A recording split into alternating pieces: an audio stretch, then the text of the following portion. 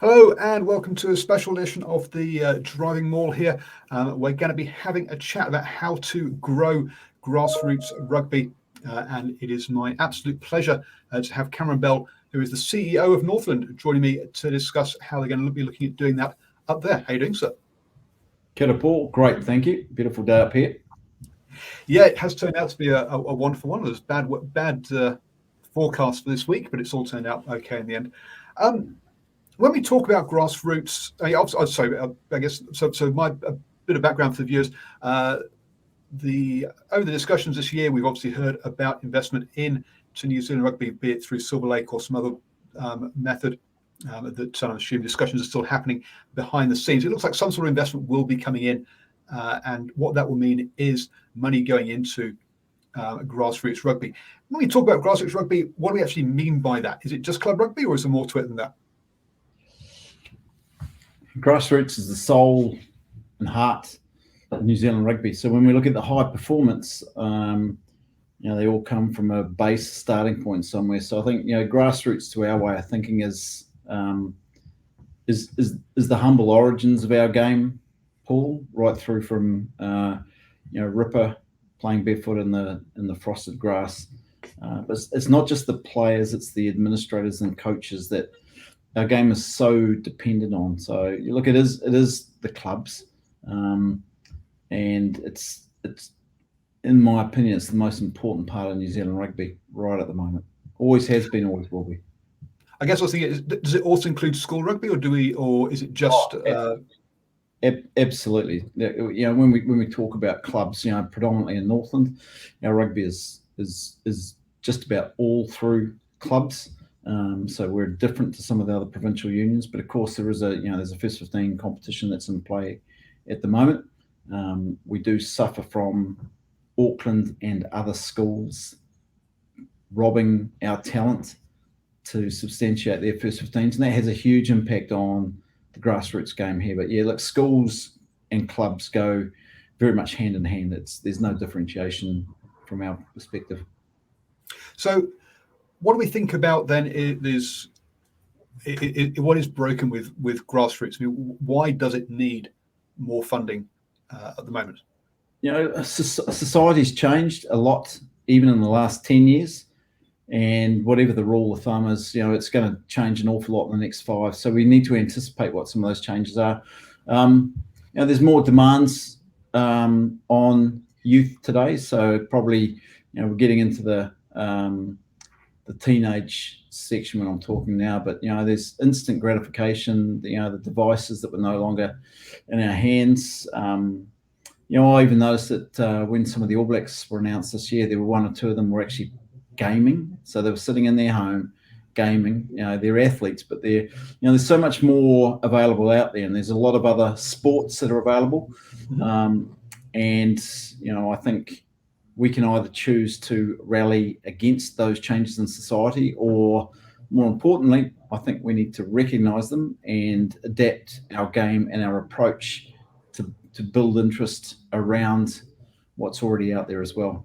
Because we look, fundamentally, it's a fantastic game, and the number of females that are picking up the sport, not just in Northland, all around, a testament to that. But there's challenges, and if we don't address those and we don't acknowledge them, the numbers will go backwards. But I think there's a great opportunity for us to grow the game. And I guess that's the one that gets picked up in the media, gets talked about, is numbers, is participation numbers, and that is where we're kind of thinking. If you ask what's wrong with, it's because we've got less numbers, and that's I guess the KPI or the metric that I think people are using when they talk about why grassroots rugby has a problem or it has issues. And I guess, folks, myself and Stephen Harris had an interview with Cam when we were up in Northland the other weekend. If you head over to the Northland Facebook page, you'll be able to watch that interview where we talk about where we basically review how the season's gone so far for Northland. We talk about club numbers and how what's going on at the union. So if you want to have a check out that, go check out the Northland Facebook page.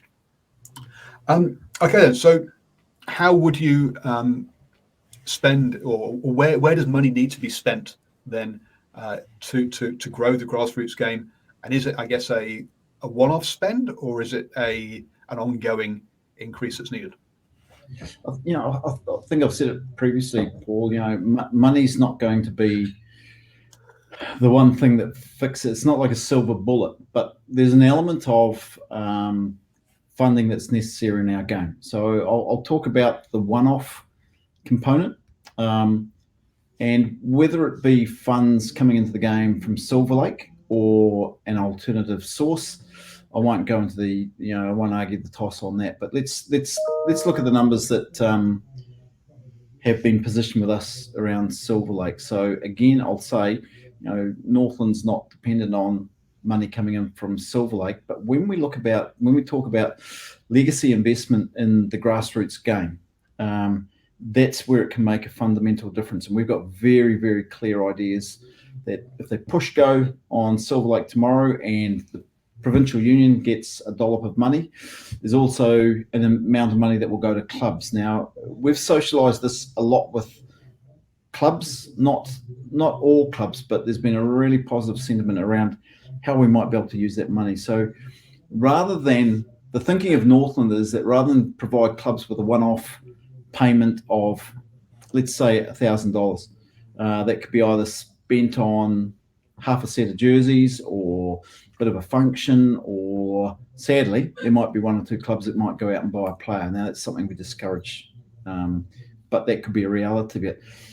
But what we need to do is we need to look around the clubs and look at what clubs are going to be here in 5 or 10 years' time. So clubs need investment, whether it be re-roofing them, whether it be putting women's changing facilities in. Now, our new facility here in Poe Island, we are blessed with unisex legacy standard changing rooms. Well, most of the changing rooms that are out in clubs at the moment were built by club members that were builders. They're all blokes, and they're built for blokes. So there's a consideration's got to be given to some of the subtle changes that are needed in the change rooms. Some might need calafonts. Some might be, and we've done a fair bit of engagement with our clubs and ideas. One of the fantastic ideas that Te Rātawa in particular came up with was, if we simply put a child's playpen area in a club, you're going to make it more accessible for the men and ladies to drop off the kids so they can play their games. Simple things like that. How do we make the clubs more attractive to encourage rangatahi and our mokopuna to come in and play the game? So some of these clubs, some clubs may not be with us in 2 years. They could be on their last legs. But we've got an opportunity to take that money. And Northland's approach would be that if we got X number of dollars, we got $1,000 a club from Silverlake, Northland would match it dollar for dollar. So suddenly that pool of money has doubled in size. We've already had a talk to some of the funders here in Northland and said, look, we've got this seed pool of $2,000. Would you match it dollar for dollar if we're looking at these sorts of investments in the long-term viability of our clubs? They're saying, fantastic, what a great idea. So suddenly that $1,000 has turned to $4,000 without even approaching any other, trusts that are out there. And there's a lot of positive attitude from funders in community to support clubs, because without them, our society's in trouble, man. Now, you take away, if a rugby club falls over in a small location, those children will miss activity that teaches them how to win, how to lose, how to respect one another, how to commit, all those life skills that if they didn't have, you can imagine kids with idle time on their hands. It's a disaster waiting. So let's focus on how we can create the clubs. And I know there's some initial discussions. New Zealand Rugby, I was really heartened to hear this with my Spark background. The Spark Foundation are looking at running some trials with clubs to provide some connectivity so that we can use them as hubs for kids to come along and do their after school homework or their lessons or their learnings. And so rather than a rugby club being an isolated rugby facility, it's a facility for a community hub. So, a lot of change has got to come through, but if we got funding from a one-off perspective, man, we could drive some real benefit, some long-term sustainable benefit into clubs. And if, without it, maybe the numbers will continue to drop off, but it's not the silver bullet alone. There's attitudinally, we've got to make some changes in the way we approach, the way we present the game for kids. But by the sound of things, a lot of that is around infrastructure that needs to be updated and improved across the club game, and that we're sort of trying to catch up on a lack of investment over the last however many years. Yeah, and I guess there's a lack of it, Paul, because like provincial unions, the clubs run on the smell of an oily rag, right? Mm-hmm. So, you won't find any fat cats out there. There's some very, very successful models out there, but clubs, they just put everything into the grass. They put everything into the grassroots. So I think we've got to look at it exactly the same way. Cool. But it is looking like a one-off piece. It's not an ongoing piece. It's not a matter of having more development officers or extra coaching sessions or more referee sessions or anything like that on that point of view. So New Zealand Rugby, there's a legacy fund component, and that's exactly what they want to do with that component. So again, without getting into the detail of Silverlake, there is a legacy component in there. I think it's $200 million from memory, which would be invested, and the proceeds of that would be invested into club requirements.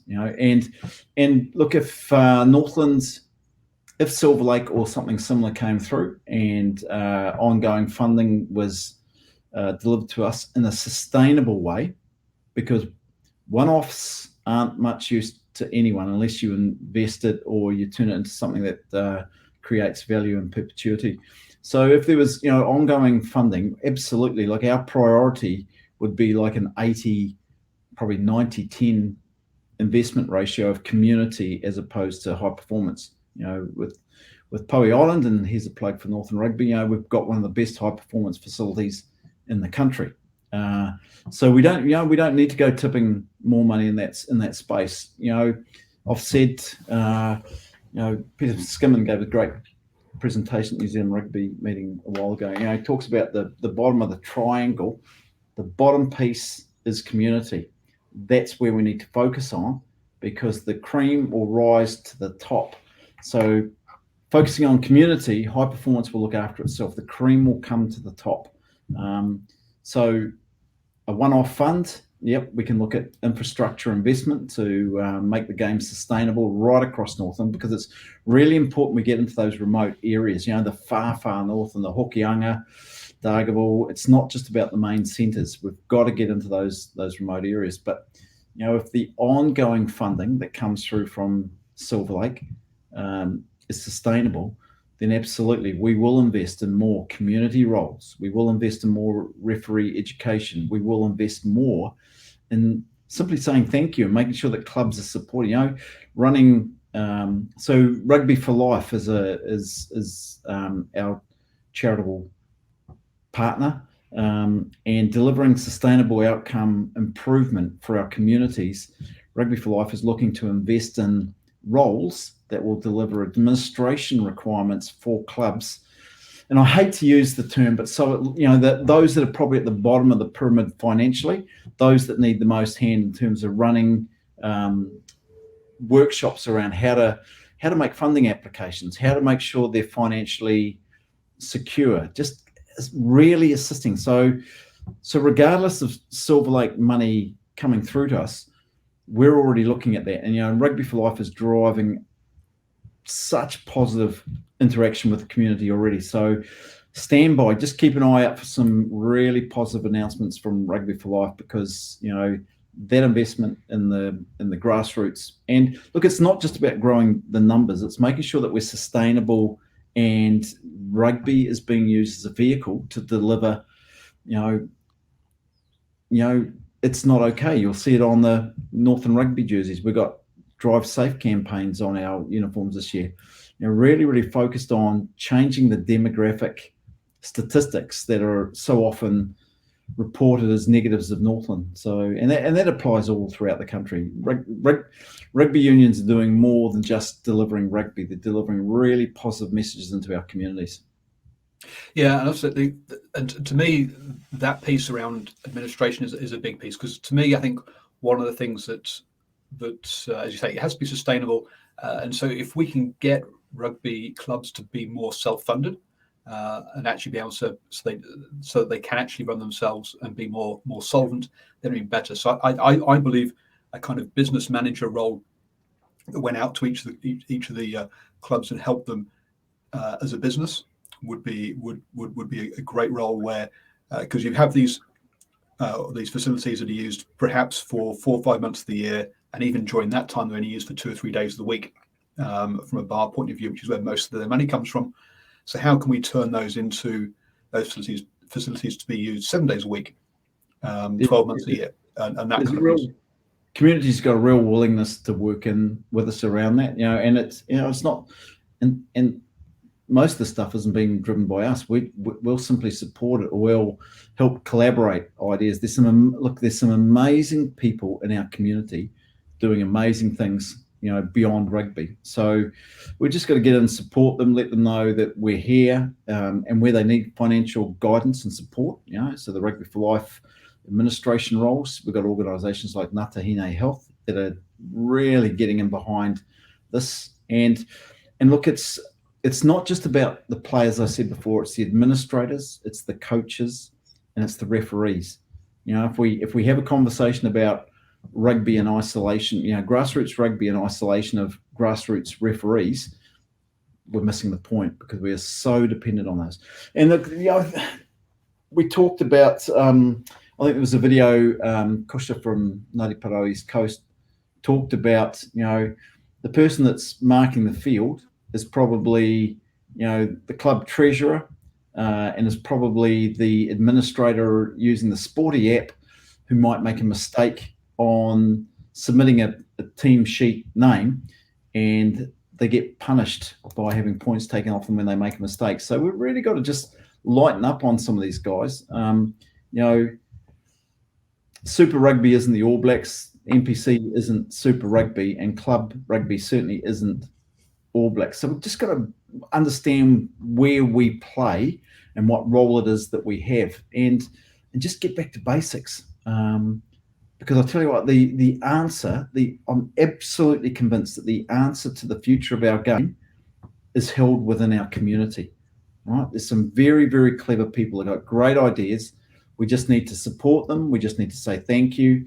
And if we can help them financially for their long-term viability, we've got a winner. But, it's, again, I think we've probably focused a lot of this conversation just around the financial aspects. But, our game needs to change. It's we've initiated Sport Northland are a really good partner up here. And although I was a little reluctant to balance is better initially, I think that's an absolutely valid conversation. These kids have got to have variety.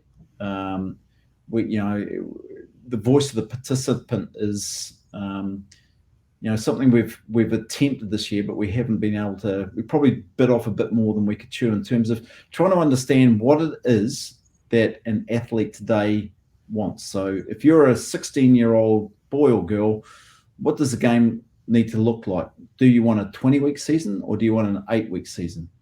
Do you want to play Easter weekend, Queen's birthday weekend, or do you want to go away and have whānau time? Or, we live in the best place in the world, so why don't we create some time where you can go fishing, you can go diving, you can go hunting, you can go surfing. Maybe the season's 8 weeks long. Maybe there's more under 10s tournaments. What's exciting? What do these kids really want? Do you want to play Saturdays, or would you rather play Thursday, Friday night? So when we talk about investment in assets, maybe there's more investment needed in lighting, good quality lighting. So the men or women or teenagers can play Monday night, Friday night. So they've got their weekends. People work on Saturdays. So how do we change our game to make it more attractive for these people?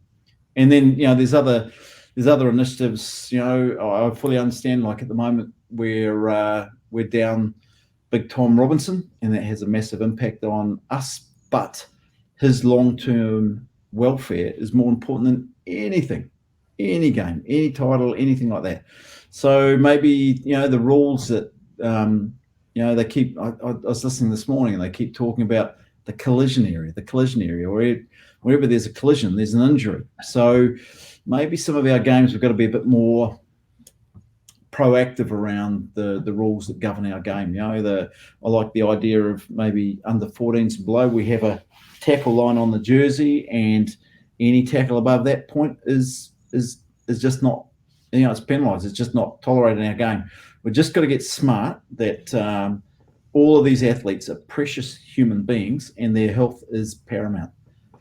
Well, I might have to put you in touch with Bella from the Safe Tackle Framework guy as well, who's working with counties. But I mean, one of the reasons for talking about finances is if the clubs can be run in a similar way as, say, something like an RSA, where they have a bar and a restaurant that can fund the club, and they can hire a coach or two, or that can go into schools that can work with that can work with kids and run programs, then there's more you can do if you get the finances right for it. And places that don't have places like an RSA are clearly there's an opportunity there to fill a gap and to use that to raise funds or to run it as a bit more of a business.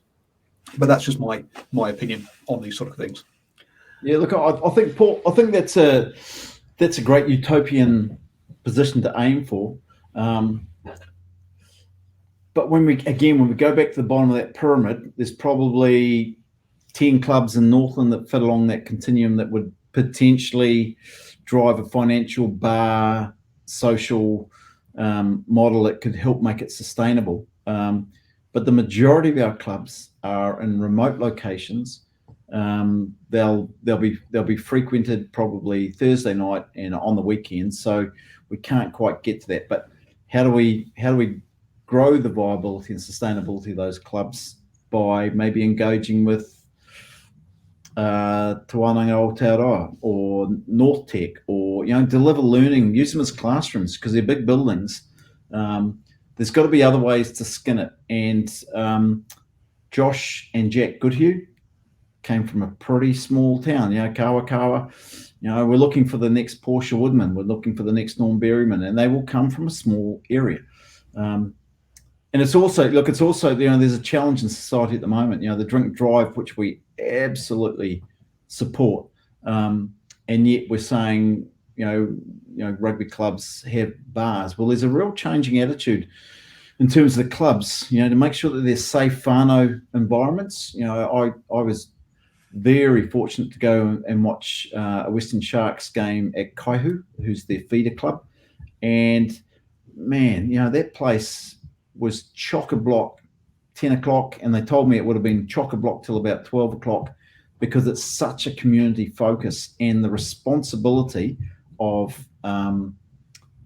appropriate consumption of alcohol along with food was to be marveled. So the old days of the booze barns are long gone. There'll always be exceptions to it, but the focus is around creating safe whānau environments. In fact, one of the meetings we had at Kaio, they talked about tragically they had photos of some young boys on the wall who had lost their lives through driving incidents, and they're absolutely committed to see no repeat of that. So we've got some legacy issues that are kind of caught up with us, and rightfully so, drinking responsibly, but yet the bar is still part of the financial viability, and it can be when it's used responsibly. Absolutely. Thank you very much for your time, Cam, talking about the grassroots up in Northland. Folks, I've got Aaron, who's the CEO of Counties Manukau, lined up for next week to talk about the same sort of thing from their point of view. So looking forward to that chat as well, and I'll see which other CEOs I can get on to talk about this. I think it's a very important topic for rugby in New Zealand. So thank you very much, and good luck with the NPC season. I'll see you in a couple of weeks' time. Kia ora, Paul. Look forward to having you up here. Cheers. Thanks for that.